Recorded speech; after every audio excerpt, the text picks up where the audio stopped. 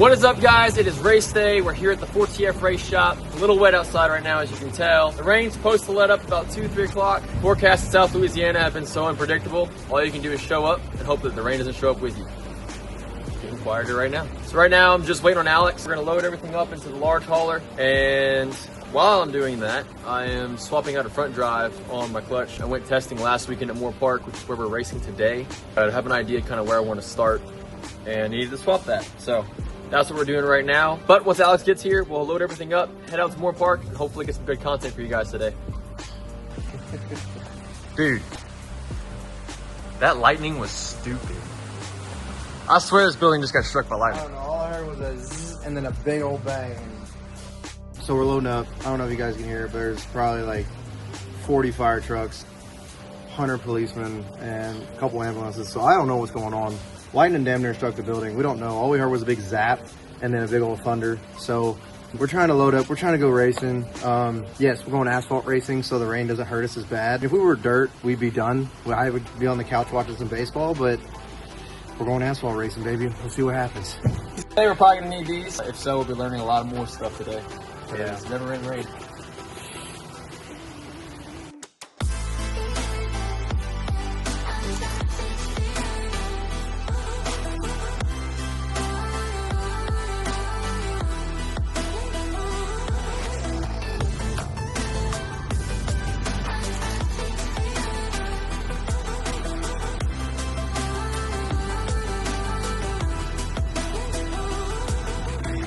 We're finally loaded up. We're right on time, 3 hours behind schedule. Watching some baseball. This might be a long night. So. I will say, every time we test and learn something, we can never apply what we learn.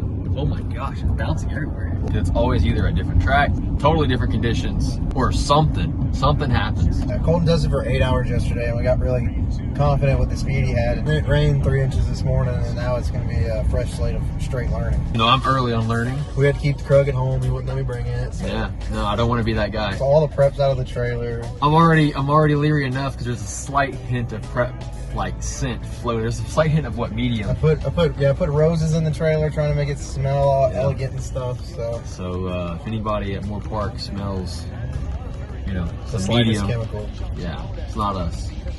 Promise. We'll see. See you off the track.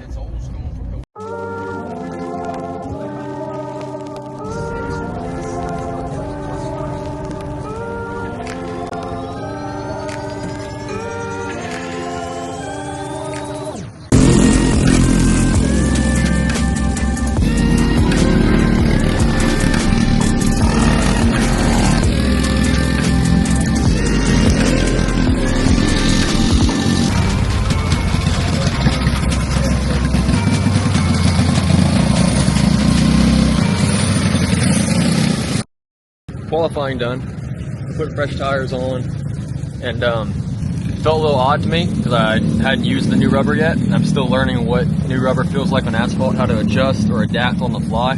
But we set pole by 1/10, so now we got some work to do for the first heat. Clutch keeps falling apart. We keep having the snap ring clip keeps popping off inside that holds the front sprocket. So every run we come in, we're going to pull it off the motor, pull it apart, put it back on. So I don't know, I got to figure something out. I don't know if it's I have too large of a C-clip on there or a snap ring clip or what, but we're gonna figure it out either way. So now we got to get ready for heat 1. We don't have many classes here, so we're rolling fast. I don't even have time to swap my dismount and remount my front tires. So we're running on some old 3-hour front tires. They got 3 hours run time on them. And we got brand new rears. I have brand new fronts, but no rims for them. Still waiting for them to come in the mail, but we'll see what we can do.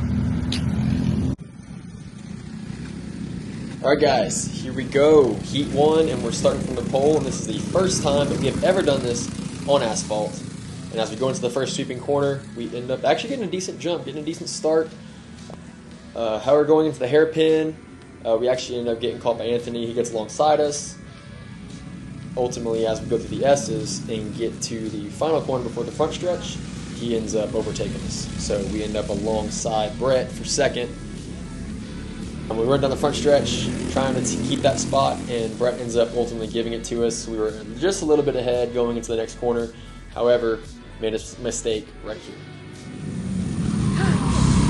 Yeah, so Anthony was ahead. I was trying to trace him down, and I anticipated him to break deeper in the corner, and obviously he didn't, and I ended up mashing my brakes way too hard, which ultimately ended up sending me into a slide, thankfully not a full spin. But yeah, we ended up pretty much holding this position the rest of the race, and ultimately, yeah, we ended up finishing third for Heat 1.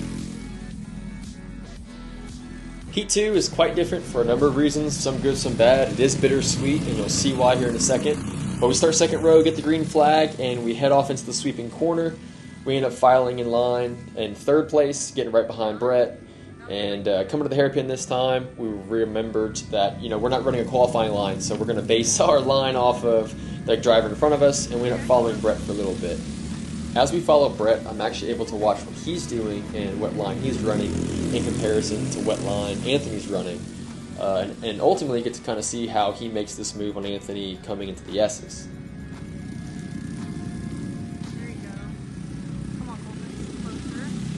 So as Brett takes the lead, we end up staying in third, right behind Anthony, but we are right on his tail. And this is kind of where things get a little bittersweet.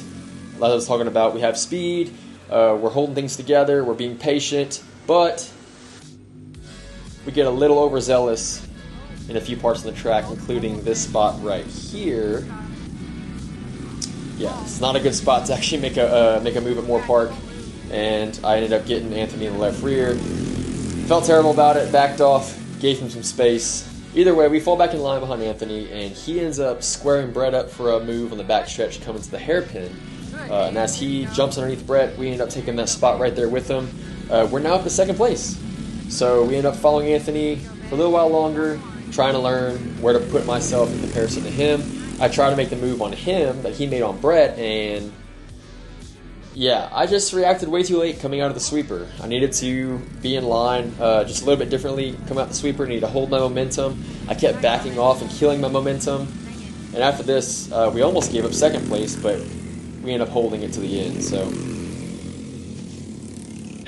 well, we just finished Heat 2. We're about to go into the final, and a lot better in Heat 2. Heat 1 was kind of, I made a mistake, misjudged, going into one of the corners and messed myself up, finished third. Heat 2, I'm still trying to learn where to make passes on this track, so I made a couple mistakes at the expense of someone else, the leader. He still stayed in the lead, finished second Heat 2, now we're going out to the main event. But we'll see how it goes, and we'll do our best to kind of piece some of this together to make it a little more interesting for everybody. So,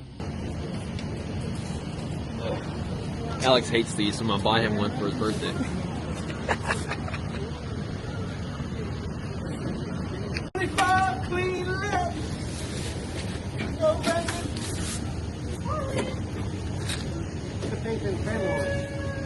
One of these days, fire 'em up.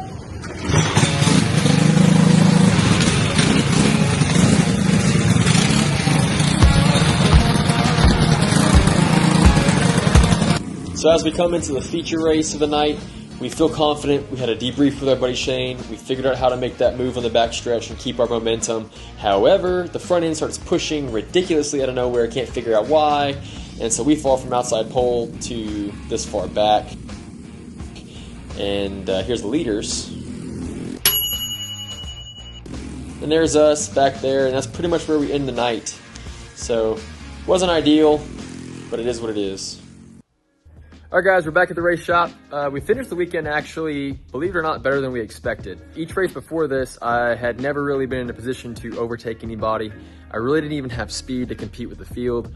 So the fact that we were able to set pole, that we had a consistent lap time and a good pace, actually was progress for us. So while I did feel terrible that I kept running into the rear end of Anthony, there are some good things to take away. And thankfully, Anthony was gracious enough to just kind of give me some pointers, brush it off when we moved on. We figured out what the problem was at the final race of the night. I went there with some old tires, old fronts, old rears. I had extra rims to mount some new rears on, but I did not have extra rims for new fronts. So we left the same old fronts that we just flipped to try to get as much fresh rubber as we could out of them. Obviously they held up well to get through practice qualifying and heat 1 and 2. But come main event time, the cart kept pushing, and that's because the rear end kept heating up with that fresh rubber and the front end just couldn't keep up. Every time I come into the corner, I have no front end. The rear end was so grippy, they would just bind us up. We couldn't push. I will admit, I have a lot to learn. This is the 3rd race that we've hit the track in asphalt, and each time we've gotten progressively faster. 1 lap speed, good. Consistency, lap time consistency, good. Overtaking, needs work. That's pretty much all I have for this weekend. We had the whole family out there. Alex brought his massive 24-foot trailer, spoiled us with the AC. Next time we hit the track, it's gonna be testing at NOLA for the TSRS event. It's coming in September. Hoping to get some good notes and get some good practice and overtaking so that we feel confident when TSRS comes to town. I hope you guys enjoyed the video. This is something that the guys and I were discussing and thought would be a good idea to start, is finally doing some race day vlogs. While this one might be a little rusty to start, we promise it will get better. If you have any suggestions, please leave them in the comment box below. Be sure to tune into the Fortex and Fuel podcast on Apple Podcasts or Spotify. And good luck to everybody who's heading out to the racetrack. Stay safe. We will see y'all next time.